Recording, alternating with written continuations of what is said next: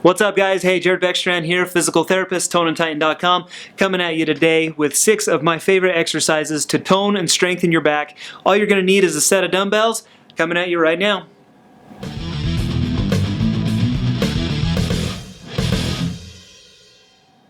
Up first, we're going to do some bent over dumbbell rows.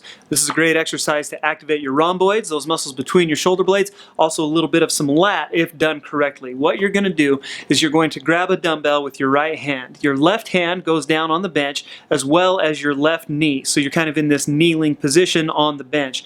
Now, sometimes, granted, this isn't the most comfortable position for your lower back. Sometimes patients will express to me that they've got some pain with this one. What I recommend then is that we're actually going to get that left leg off of the bench, and then we're going to drop it down so that both feet are flat on the floor. That left hand is still on the bench. This is your initial position to start this row. Either one works, either one's effective, as long as the row portion is done correctly. Now, what I want you to focus on first initially, right here from the setup, is we want to get that lower back in the right position. I don't want too much arch in the lower back. I also don't want it to sag too far towards the ground. Try to keep your lower back in as neutral a position as possible. Now, what you'll do now is you're going to pull that weight up and towards your chest and then slowly return it back down to the starting position. The problem that I see the most often with this is that there's actually very little back activation going on. Remember, the focus here is that we want this to be a back exercise, not a biceps and a rear delt exercise. That being said, this is the incorrect way to do it. You'll see here that my shoulder blade isn't really moving that much. I'm pulling a ton with my biceps, I'm pulling a ton with my rear delt, but in a whole, that back isn't very active. Those rhomboids are working hard to stabilize my shoulder blade in this isometric position, but that's not what we're after. We want it to actually pull through the shoulder blade. So now this is what it's supposed to look like. You'll see here that my shoulder blade, I'm actually letting it rotate all the way down towards the floor, and then that first move is to actually retract my shoulder blade. That means to pull my shoulder blade in closer to my spine.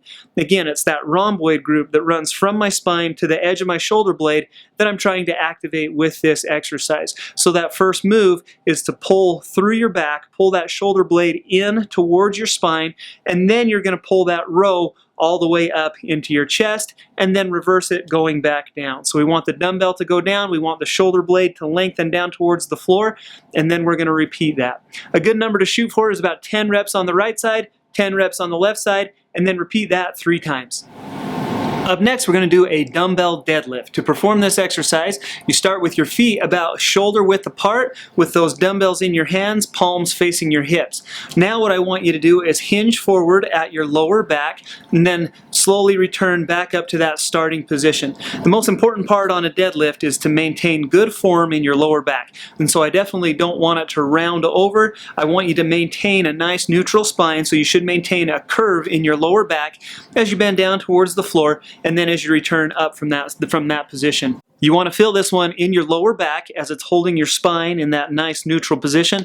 You're also going to feel it in your hips as you're activating those hip extensors, those butt muscles, those glutes as you're going into and out of that deadlift motion. Shoot for about 10 to 15 reps of this dumbbell deadlift. Now let's jump into a dumbbell pullover. This is one of my favorite exercises that's going to hit that lat group, that muscle that kind of sits on your back underneath your shoulder blades. A lot of times we think the only way that we can work that is with, like, pull-ups, pullovers, things that we're pulling down this way. This is a great exercise that you can do with just a dumbbell that activates that muscle. What you're going to do is lie down on a bench. You're actually going to lie perpendicular to a bench. So that bench is going to be right underneath your shoulder blades. The dumbbell starts kind of up towards the ceiling, and then what you're going to do is slowly lower it up and over your head, and then focus on squeezing those lats to bring that dumbbell back up to that starting position. Again, the focus here should be on the lats as you bring that dumbbell up and over your head. You're also going to get a lot of triceps activation with this. I want you to shoot for about 10 reps. It's a great dumbbell exercise for your back, great way to activate those lat muscles.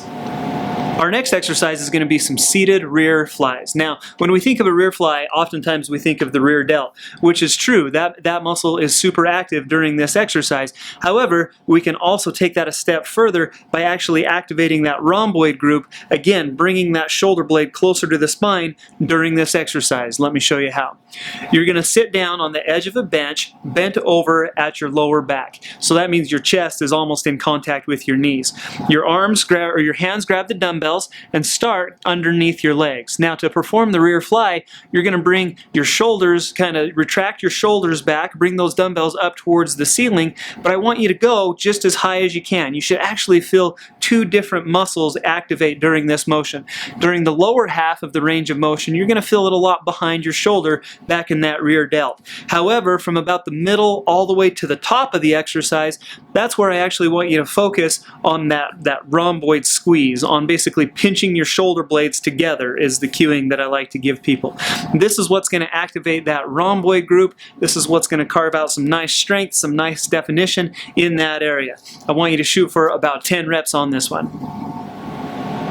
Now, to target and isolate the upper back a little bit, I want to try some shrugs with some shoulder retraction.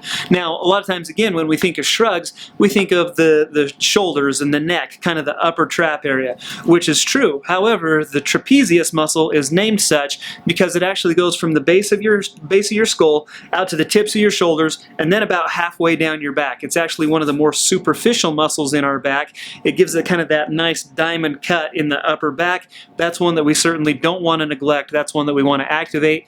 These shrugs with some shoulder retraction is a great way to do that.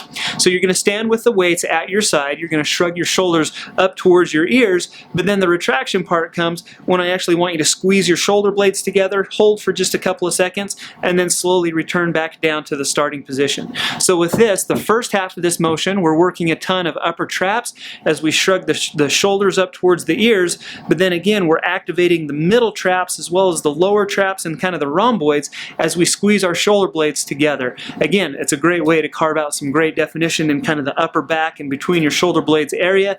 You're going to shoot for about 3 sets of 10 reps on this exercise.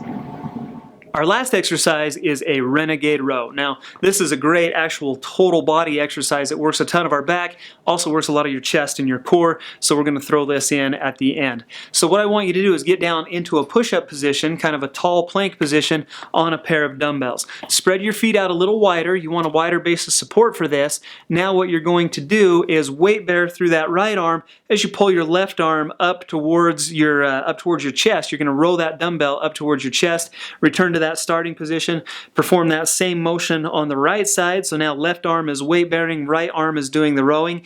And then even if you want to throw another bonus in on this one, you're going to actually drop down into a push-up. You do a push-up, you come back up to that tall plank position, and then you're going to pull with your left arm, return to start, pull with your right arm, return to start, and then drop down into that push-up again.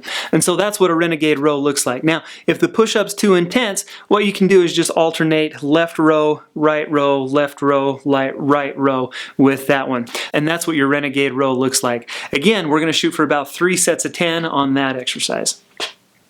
Alright, so there you have them. 6 of my favorite dumbbell exercises that are going to tone and strengthen your back. Hey, I hope you guys enjoyed this video. If you did, hit that thumbs up button down there, and thanks so much for that in advance. Also, it's a great chance to subscribe to Tone and Tighten if you haven't done so already. I share a lot of great workout tips, some rehab advice, some healthy recipes. My goal is to help you guys become fitter, healthier, and to achieve your fitness goals. So I hope you subscribe to our channel. Hey, if you have any questions about anything that we've talked about in this video, leave it in a comment down below, and I'll get to those just as soon as I can. And until next time, we'll see you right back here on Tone and Tighten.